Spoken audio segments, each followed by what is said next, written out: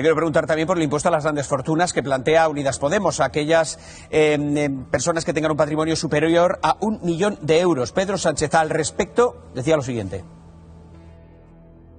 Yo me presenté a una investidura con un acuerdo de gobierno entre el Partido Socialista Obrero Español y Unidas Podemos.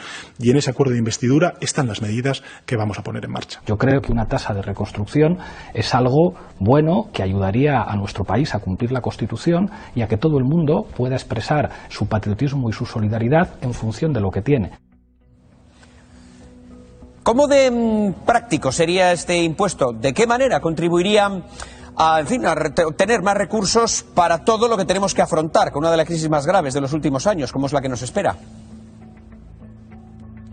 Bueno, en primer lugar, como ha puesto usted la voz de Pablo Iglesias y de Pedro Sánchez, esto me lleva a hacerle una reflexión que quizás no sea hoy políticamente correcta, pero a mí siempre me han parecido mejor las mayorías absolutas que las minorías para la hora de formar gobierno. Los gobiernos de mayoría absoluta yo creo que son más coherentes, son más baratos, son más eficaces, pero cuando hace falta tener un potaje de gobierno, pues oiga, tenemos que escuchar voces que no son coincidentes, como es el caso que usted a lo largo de la entrevista me ha presentado.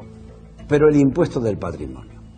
El otro día escuché y fui a la fuente a leer un artículo que ha escrito un ministro que fue conmigo ministro, Miguel Sebastián, que es magnífico.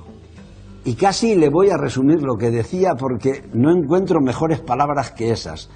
Él decía que no hay economistas que en época de crisis económica defiendan que hay que subir impuestos. Es verdad que Pablo Iglesias no es economista. Pero es que además el impuesto de las grandes fortunas, que valen muy bien pues para un ideario radical y estético, es falso. Si las grandes fortunas no pagan impuestos de esa naturaleza, porque tienen sistemas, sociedades, paraísos, lugares para no pagarlo. Al final quien lo paga es la clase media. Pero además es que se trata, el impuesto del que habla Pablo Iglesias, me parece que tiene más que ver con la imagen, con el titular, con ganar algún espacio en el terreno ideológico, que con incrementar la contribución a las arcas públicas. Y en ese sentido le pongo un ejemplo. Imagine dos hermanos que ganan los dos lo mismo, 100.000 euros, un buen sueldo, ¿verdad?, al año. Uno de ellos se lo gasta todo, nada que criticarle. Coches de lujo, chalés de lujo, diversiones, viajes, se lo gasta todo. El otro hermano ahorra 50.000. Pasan 20 años. El hermano que ahorró tiene 1 millón de euros. El que no ahorró no tiene nada.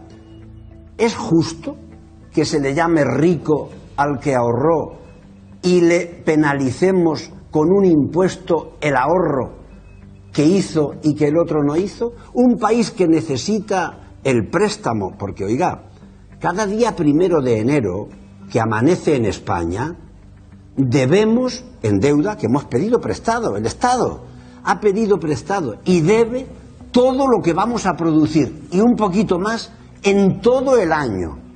Un país de esta manera tiene que recurrir y tiene que saber que hay que premiar al que ahorra. Y no hay que amenazarle ni castigarle ni con odio social ni con odio político.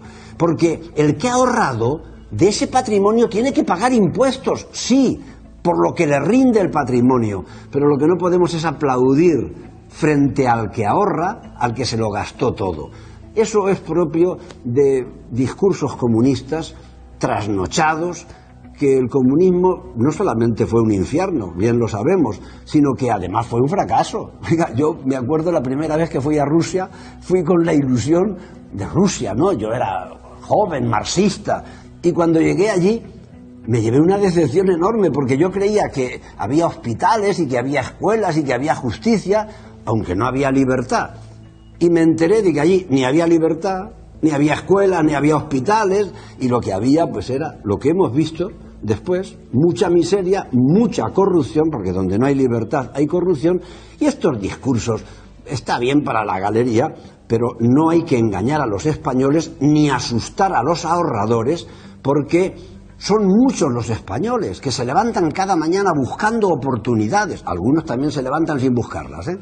Pero los que se levantan buscando oportunidades, por ejemplo, de trabajo, tenemos que propiciar a aquellos otros españoles que se levantan para crear esas oportunidades. Señor Bono. Esto no puede asemejarse a un Estado totalitario en el que todos los puestos de trabajo los crea el Estado, porque además eso, como le digo, acaba en un infierno.